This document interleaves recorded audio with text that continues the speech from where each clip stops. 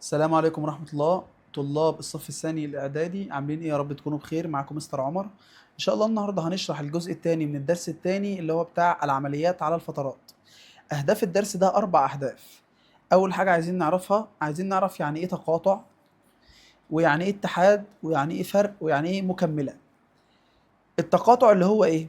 لما أجي أقول لك مثلا إكس تقاطع واي، التقاطع هنا يا جماعة معناه إيه؟ معناه الحاجة المشتركة بين المجموعتين.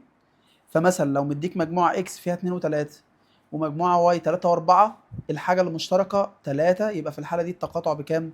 ب3. يبقى التقاطع معناها ايه؟ الحاجة المشتركة.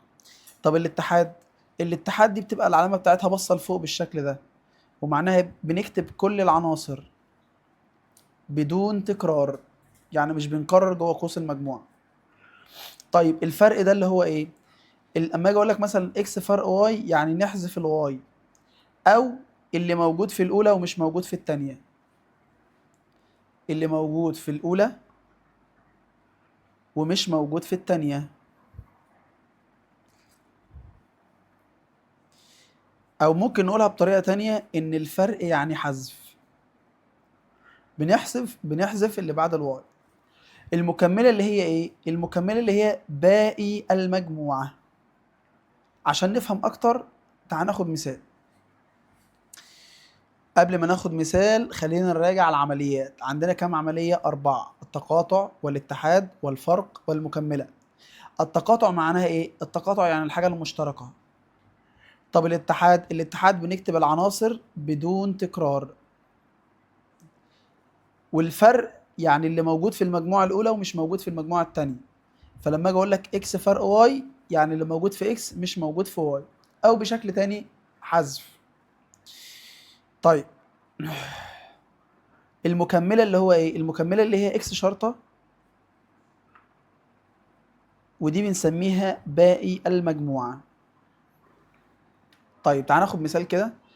مثال رقم 1: مديك مجموعة إكس تساوي 2 و3 و4 و5، والمجموعة واي بتساوي 1 2 3. الراجل عايز مني الكام مطلوب دول. مبدئيا كده هو الراجل المفروض يدينا هنا مجموعة اسمها يو، اللي هي المجموعة الشاملة، ودي جواها 1 2 3 4 5 6 مثلا. وجيت قلت لحضرتك ايه؟ جيت قلت لحضرتك احنا عايزين الحاجات دي. مبدئيا لما الراجل يجي يقول لي اكس تقاطع واي، التقاطع معناه الحاجة المشتركة. طب ايه المشترك ما بين اكس وواي؟ والله اللي اتكرر في اكس وواي هي الاتنين والتلاتة. ففي الحالة دي لما اجي اقول لك اكس تقاطع واي يبقى 2 و3. تمام؟ طيب لما اجي اقول لك اكس اتحاد واي، اتحاد يعني ايه؟ الاتحاد يعني بنكتب كل اللي موجود في اكس وكل اللي موجود في واي بس بدون تكرار. يعني هفتح قوس مجموعة بالشكل ده واكتب جواه ايه؟ 1 2 3. و2 3 دي اتكتبت قبل كده مش هنكتبها تاني. يبقى في الحالة دي نكتب 1 و2 و3 دي واي، صح؟ ونكتب ايه كمان؟ الباقي في اكس اللي هو 4 وكام؟ 4 و5. طيب السؤال رقم 3 بيقول ايه؟ اكس فرق واي. اركز بقى في دي. اكس فرق واي يعني اللي موجود في اكس ومش موجود في واي. ايه اللي موجود في اكس مش موجود في واي؟ تعال نشوف. لو جيت تبص على الموجود، الاتنين موجودة والتلاتة موجودة. طب ايه اللي اتبقى من اكس؟ الاربعة والخمس. يبقى في الحالة دي اكس فرق واي 4 و5. تمام؟ يبقى اللي موجود في اكس ومش موجود في واي هو ايه؟ هو الاربعة والخمس. طيب لو جينا نبص واي فرق اكس، يعني اللي موجود في واي ومش موجود في اكس. والله اللي موجود في واي ومش موجود في اكس هي الواحد. تمام؟ ده بالنسبة لواي فرق اكس. طيب اما الراجل يجي يقول لي اكس شرطة وواي شرطة. اكس شرطة يعني مكملة المجموعة. فبنروح نبص على الاكس، هي الاكس فيها ايه يا جماعة؟ لو جينا نبص الاكس فيها 2 3 4 5. احنا هنكتب الباقي اللي ما اتكتبش في المجموعة اللي هي بقية المجموعة يو. طب اليو اللي هي كام؟ 1 2 3 4 5 6. طب هنا 2 3 4 5، يبقى الواحد يتكتب والستة تتكتب. يبقى في الحالة دي مكملة هتساوي 1 و6. طيب مكملة الواي. مكملة الواي والله اللي موجود 1 و2 و3، يبقى الباقي 4 و5 و6. يبقى من الاخر كده الشرطة المكملة هي بقية المجموعة. مثال رقم 2 بيقول ايه؟ إذا كانت المجموعة يو 1 و2 و3 و4 و5 و6، وقال لك إذا كانت الإكس 3 و4 و5 والواي 1 2 4. الراجل عايز التقاطع، واحنا قلنا إن التقاطع معناه ايه؟ التقاطع معناه الحاجة المشتركة بين المجموعتين. طب ايه المشترك بين إكس وواي؟ والله اللي اتكرر هنا وهنا هي الكام؟ هي الأربعة. يبقى في الحالة دي إكس تقاطع واي بكام؟ بأربعة. طب الراجل عايز الاتحاد. الاتحاد بنكتب كل العناصر بدون تكرار. فلو جينا نبص هنكتب كام؟ 1 2 4 3 5. طب والأربعة دي اتكتبت قبل كده، يبقى 1 2 4 3 5. طيب السؤال اللي بعد كده الراجل بيقول واي فرق اكس، يعني اللي موجود في واي ومش موجود في اكس. ايه اللي موجود في واي ومش موجود في اكس؟ تعال نشوف. لو جينا نبص اللي موجود في واي مش موجود في اكس، تعال نشوف اللي موجود الاول. اللي موجود الاربعه صح. إيه اللي اتبقى في واي؟ الواحد والاتنين. يبقى في الحاله دي 1 و2. ده بالنسبه للفرق. السؤال الرابع بيقول لك اكس فرق واي، يعني اللي موجود في اكس ومش موجود في واي. والله اللي موجود في اكس ومش موجود في واي هي ال3 وال5. طيب ده بالنسبه لاكس فرق واي. طب الراجل بعد كده عايز ايه؟ الراجل بعد كده عايز اكس شرطه وعايز واي شرطه. اكس شرطه اللي هي مكمله الاكس. مكمله الاكس هنعمل فيها ايه؟ والله يا مستر اللي موجود 3 4 5، يبقى المكمله هنشيل التلاتة والأربعة والخمسة ونكتب اللي اتبقى. اللي اتبقى 1 2 6. يبقى 1 و2 و6. طيب المطلوب اللي بعد كده بيقول لك واي شرطة. لو جينا نبص عشان نجيب الواي شرطة لازم يبقى معانا الواي. ايه اللي مكتوب؟ والله يا مستر اللي مكتوب 1 و2 و4. يبقى نشطب على الواحد والاتنين والأربعة ونكتب الباقي. الباقي هنا اللي هو كام؟ 3 و5 و6. تمام؟ طيب السؤال رقم 1 بيقول ايه بقى؟ النهارده يا ولاد هناخد العمليات على الفترات، وركز في الحتة دي لأنها مهمة جدا. ايه موضوع العمليات على الفترات ده بقى؟ ركز معايا. مثال واحد بيقول لك إذا كانت الفترة إكس 3 و7 وإذا كانت الفترة واي 2 و5، بيقول لك فإن إكس تقاطع واي، إكس اتحاد واي، إكس فرق واي، وواي فرق إكس، وعايز منك المكملة كمان. أنا عايز الناس اللي قاعدة تركز معايا كويس جدا في الكلام اللي هيتقال. ركز في اللي جاي. الراجل بيقول لك إكس تقاطع واي. إحنا اتفقنا التقاطع يعني الحاجة المشتركة. بس لو جيت تبص على على السؤال، الراجل مديك هنا فترات مش مجموعات. فلما نيجي نشتغل ما ينفعش نشتغل بالشكل ده. امال هنشتغل ازاي؟ والله يا مستر عشان اشتغل في النوع ده من المسائل لازم امثل الفتره على خط الاعداد الاول. فانا همثل الفتره اكس باللون الاحمر مثلا. الفتره اكس من 3 ل 7. هنيجي عند التلاتة ونعمل دايره مقفوله.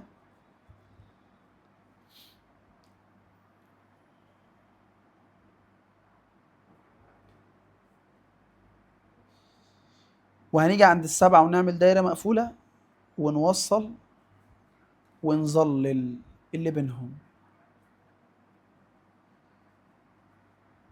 دي هنسميها الفتره اكس. طيب بالنسبة للفترة واي، الفترة واي من 2 ل5. هنيجي عند الاتنين ونعمل دايرة مقفولة بالشكل ده. وهنيجي عند ال5 ونعمل دايرة مقفولة بالشكل ده. ونوصل ونظلل. هنسمي اللي تحت دي واي. الراجل بيقول لي اكس تقاطع واي، يعني عايزين التقاطع. احنا اتفقنا التقاطع اللي هي الحاجة الايه؟ الحاجة المشتركة. طيب عايزين نشوف الحاجة المشتركة دي فين؟ والله يا مستر الحاجة المشتركة دي، الحاجة المشتركة يعني الجزء اللي متظلل فوق وتحت في نفس الوقت باللون الأسمر واللون الأحمر في نفس الوقت. من كام لكام؟ هنلاقيها من 3 ل5. يبقى الناتج بتاعي من 3 لإيه؟ من 3 ل5. طب التلاتة إيه علاقتها؟ التلاتة مقفولة تبقى مقفول، والخمسة مقفولة برضو نعملها إيه؟ مقفول. يبقى في التقاطع بنشوف اللي متظلل فوق وتحت في نفس الوقت، ونختاره، المقفول مقفول والمفتوح مفتوح، فالفترة بتنزل زي ما هي. طيب الراجل بيقول لك اكس اتحاد واي. لما نيجي نقول الاتحاد، احنا قلنا الاتحاد بنكتب كله، صح الكلام؟ طب هنكتب كله ازاي؟ من اول 2 لحد السبعة. يبقى من اخر حاجة على الشمال اللي هي 2، واول حاجة على اليمين اللي هي السبعة. الاتنين مقفولة نعملها مقفولة، والسبعة برضو مقفولة نعملها ايه؟ مقفول. طيب واي فرق اكس، دايما واي فرق اكس، احنا اتفقنا الفرق يعني حذف، يبقى احنا هنحذف اكس. هنعمل ايه بقى؟ هتخبي الاكس دي خالص. حضرتك هتقوم حاطط ايدك على اكس بالشكل ده.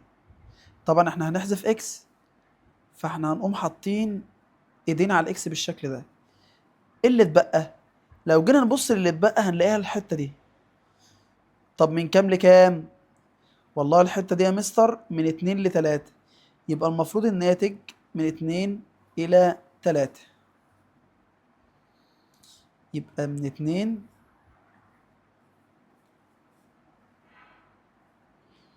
اه طبعا احنا هنحذف الاكس، فهنقوم جايين مثلا حاطين ايدينا على الاكس بالشكل ده. لو جينا نبص هنلاقي ايه اللي اتبقى؟ والله لو جينا نشوف اللي اتبقى هنلاقيها في الفترة دي من 2 لكام؟ من 2 ل 3. يبقى الناتج من 2 ل 3. اللي قريبة للمربع اللي احنا حاطين ايدينا عليه ده فترتها بتتغير. يعني ايه؟ التلاتة مقفولة، احنا هنخليها مفتوحة. طب الاتنين مقفولة بتنزل زي ما هي. يبقى اللي قريبة للمربع بتتغير. طب مين اللي قريبة؟ الاتنين ولا التلاتة؟ التلاتة. التلاتة بتتغير، يعني ايه؟ لو هي مقفولة نخليها مفتوحة، ولو هي مفتوحة نخليها ايه؟ نخليها مقفولة. طيب اللي ما فهمش المثال ده يحاول يفهم المثال اللي جاي.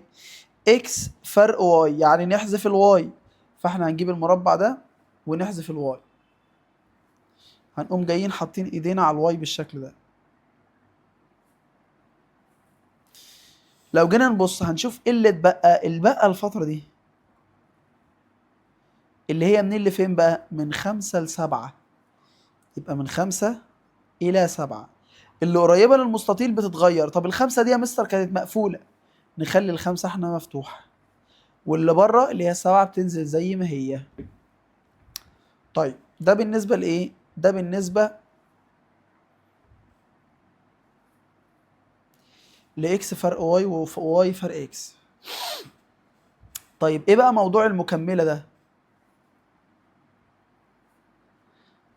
إيه بقى موضوع المكملة ده؟ لو جينا نبص، كلمة مكملة يعني باقي خط الأعداد.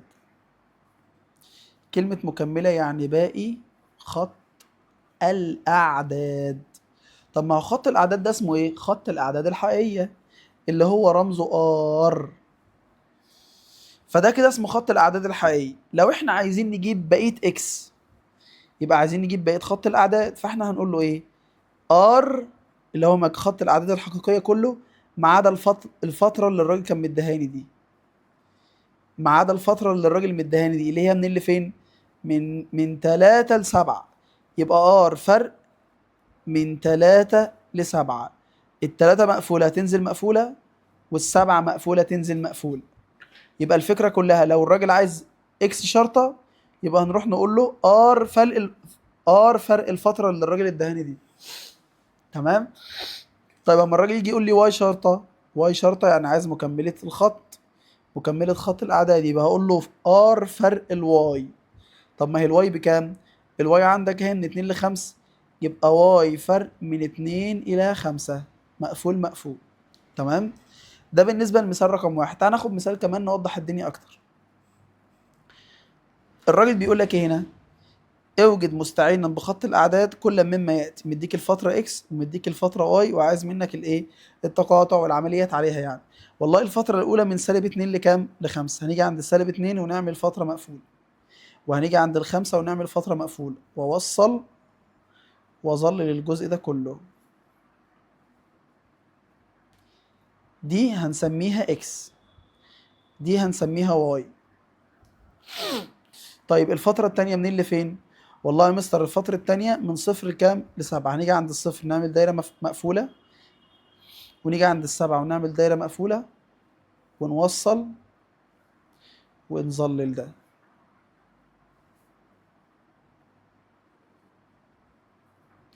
دي هنسميها اكس. طيب لو جينا نبص، الراجل عايز مني التقاطع. التقاطع يعني الجزء اللي مشترك، الجزء اللي توصل فوق وتحت في نفس الوقت، الجزء اللي متظلل فوق وتحت في نفس الوقت، اللي هي الفترة دي من صفر لخمسة. يبقى نيجي نقول هنا من صفر لكام؟ لخمسة. الصفر مقفول والخمسة مقفولة. تمام. طيب الراجل بيقول لك بعد كده اكس اتحاد واي. اتحاد يعني بنكتب كله من اول حاجه على الشمال لاخر حاجه على اليمين. يبقى من سالب 2 ل 7. يبقى الناتج من سالب 2 ل 7. دي مقفوله ودي مقفوله. طيب الراجل بيقول لي واي فرق اكس، يعني هنحذف الاكس. فلما نيجي نحذف الاكس احنا اتفقنا بقى هنعمل ايه؟ ايدينا على الاكس بالشكل ده.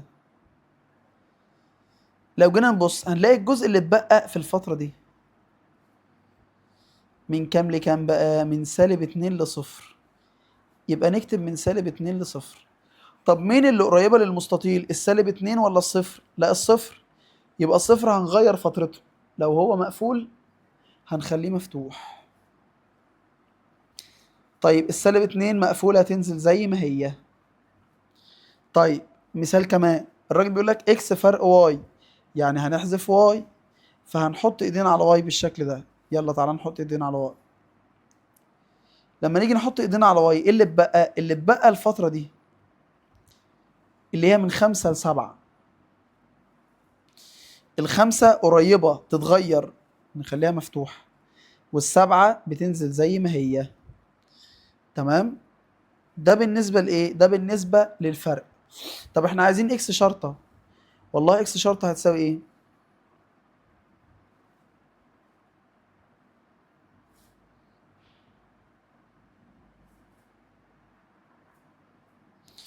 الراجل هنا عايز اكس شرطة. الاكس شرطة هيساوي ايه؟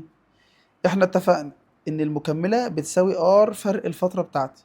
فلو عايز اكس شرطة يبقى ار فرق الاكس، يبقى ار فرق من صفر لسبعة.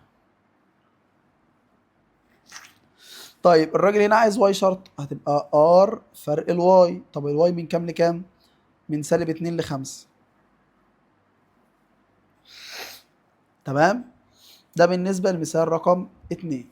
تعال ناخد مثال رقم 3.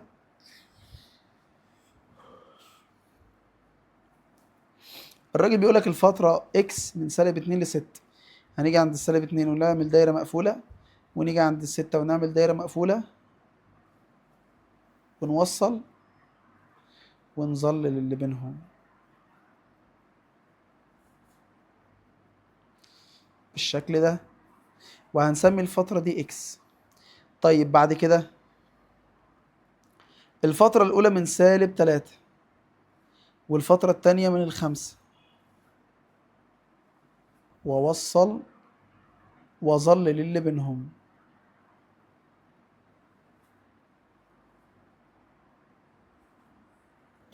واللي تحت دي هنسميها واي. طيب الراجل بيقول ايه؟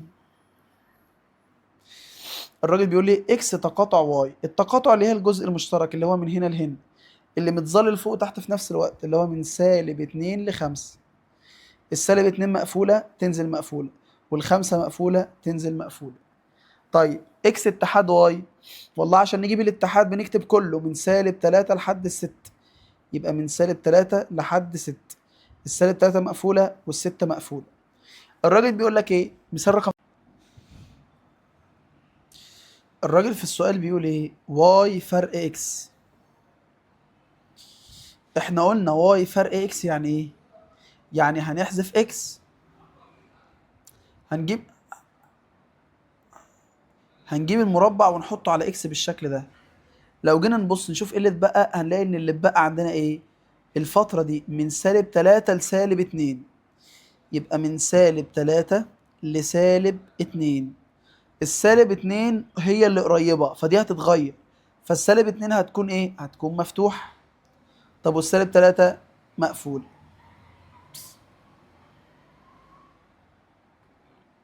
تمام.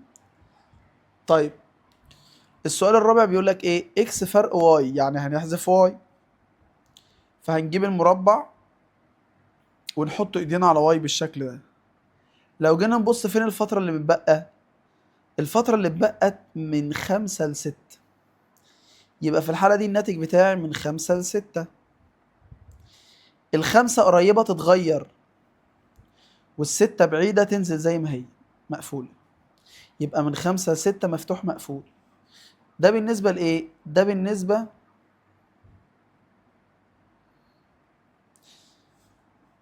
للفرق. الراجل عايز منك اكس مكملة، مكملة الاكس. والله مكملة الاكس بتساوي ايه؟ ار ناقص اكس. طب ما هي الاكس عندك من -2 ل6، مقفول مقفول. طيب عايزين واي، ده واي شرطة، هتبقى ار فرق الواي. طب الواي بكام؟ الواي من -3 ل5 بالشكل ده.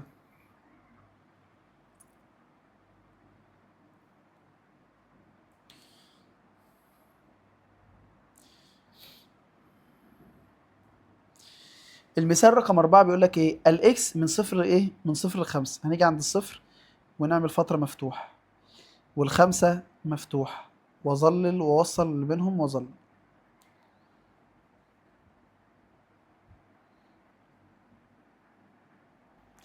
الواي من -3 لكام؟ من -3 ل2. السالب، السالب 3 مقفولة والاتنين مفتوحة، اوصل واظلل اللي بينهم. طبعا اللي فوق دي كان اسمها اكس واللي تحت اسمها واي. طيب لو جينا نبص عايزين نحل، الراجل عايز التقاطع، التقاطع الجزء ده من هنا لهنا، من 0 ل2. الصفر مفتوح والاتنين مفتوح. طب الاتحاد من أول الشمال لآخر اليمين، يبقى من -3 لحد ال5. السالب 3 مقفولة والخمسة مفتوحة. طيب واي فرق اكس، يعني نحذف الاكس، هنحط ايدينا على اكس.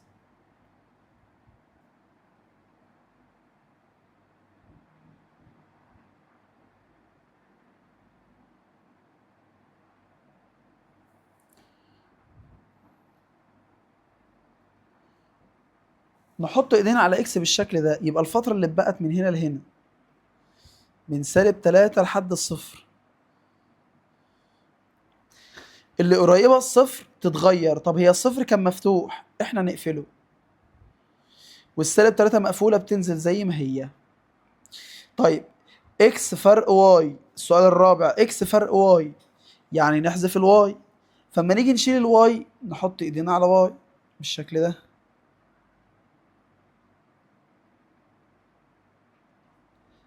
لما نحط ايدينا على واي، الفترة اللي مبقية منين لفين؟ من 2 ل5. يبقى من 2 ل5. الاتنين قريبة تتغير. طب هي كانت مفتوحة، احنا نخليها ايه؟ مقفولة. طب والخمسة البعيدة بتنزل زي ما هي مفتوحة.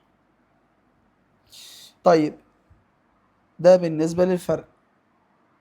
المكملة بقى، اكس مكملة، هنروح نقول ار فرق الاكس، يبقى 0 و5. طيب واي المكملة تبقى ار فرق واي، تبقى -3 و2 بالشكل اللي قدامنا ده. سؤال 5 مدينا فترة غير محدودة مع فترة محدودة، وعايز ايه؟ عايز يجيب التقاطع والاتحاد والفرق. بيقول لك الفترة الأولى من سالب ما لا نهاية لحد ال3. نيجي عند ال3 ونعمل فترة مقفولة ونعمل سهم شمال ونظلل للجزء ده. دي اسمها اكس.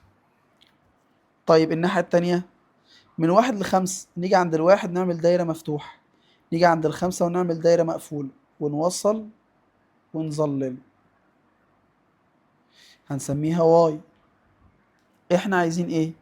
احنا عايزين اكس تقاطع واي. التقاطع يعني المشترك. طب ايه المشترك ما بين المجموعتين دول؟ اللي هو الواحد والتلاتة. الواحد مفتوحة والتلاتة مقفولة. طب اكس اتحاد واي، الاتحاد يعني بنكتب كله، فيعتبر اول حاجة هنا من سالب ما لا نهاية لحد الخمس. يبقى من سالب ما لا نهاية لحد الكام؟ الخمسة. السالب ما لا نهاية دايما مفتوحة والخمسة مقفولة. طب يلا تعال فرق، يلا واي فرق اكس، يعني هنحذف اكس، هنحط ايدينا على اكس.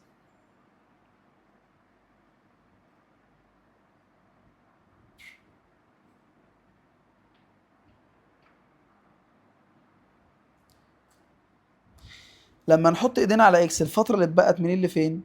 الفترة اللي اتبقت من 3 ل 5. يبقى هنا من 3 لحد الخمسة. التلاتة قريبة تتغير فتبقى مفتوحة، والخمسة تنزل زي ما هي مقفولة. السؤال 4، اكس فرق واي، يعني نحذف واي. شيل الواي يلا، حط ايدك على واي. يتبقى من سالب 3 لكام؟ يتبقى من سالب ما لا نهاية لحد الواحد. من سالب ما لا نهاية لحد الواحد. السالب ما لا نهاية دايما مفتوحة، والواحد قريب يتغير، فالواحد قريب الواحد مفتوح نخليه احنا مقفول. تمام. طيب اكس شرطة يعني ايه؟ يعني ايه اكس شرطة؟ يعني مكملة الاكس. طيب لو جينا نبص على بقية خط الأعداد، هي مش دي من سالب ما لا نهاية لحد التلاتة؟ من سالب ما لا نهاية لحد التلاتة دي اكس. المكملة بقى الباقي يبقى من تلاتة لما لا نهاية. التلاتة لو مقفولة احنا نخليها مفتوحة، والما لا نهاية دايما مفتوحة. واي شرطة يعني مكملة الواي، يبقى هنروح نقول ار فرق الفترة دي. ار فرق 1 و5. السؤال رقم 6 بيقول لك ايه؟ الفترة اكس من 4 لما لا نهاية. هنيجي عند الأربعة ونعمل دايرة مفتوحة، ما لا نهاية يمين، نعمل سهم ونظلل الشكل ده. دي اسمها اكس. طيب ها، من سالب ما لا نهاية ل6، هنيجي عند ال6 ونعمل دايرة مقفولة. سالب ما لا نهاية يعني سهم شمال بالشكل ده.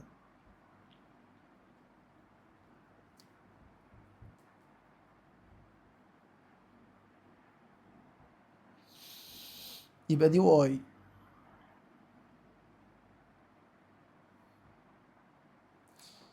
يبقى دي واي.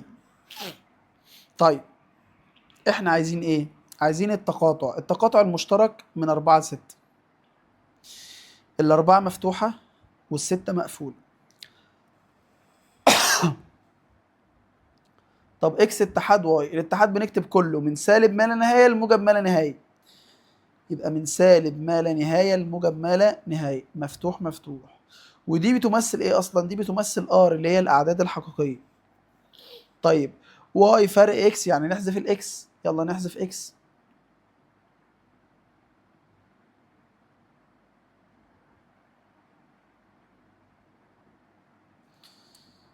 هنحط ايدينا على اكس بالشكل ده. الباقي من اللي فين؟ من هنا لحد هنا. من هنا لحد هنا.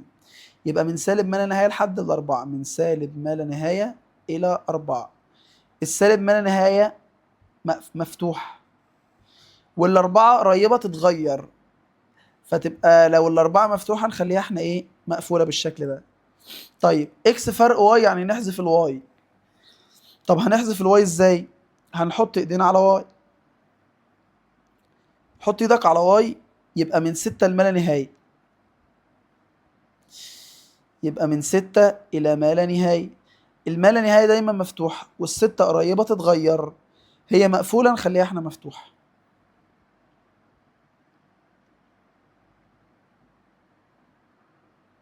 طيب الراجل عايز مني اكس شرطة، يعني مكملة الاكس، فهنروح نقول له ار فرق اكس. او ممكن نقول من هنا لحد هنا، من سالب ما لا نهاية لحد الأربعة. السالب ما لا نهاية دايما مفتوحة، ولو الأربعة مفتوحة احنا نقفلها، لأن احنا عايزين نجيب المكملة. طيب مكملة الواي عايزين نجيب الواي. والله يا مستر الواي اللي تحت اهي من سالب ما لا نهاية ل6، يبقى واي المكملة من 6 لما لا نهاية. ال6 مقفولة نخليها احنا ايه مفتوحة.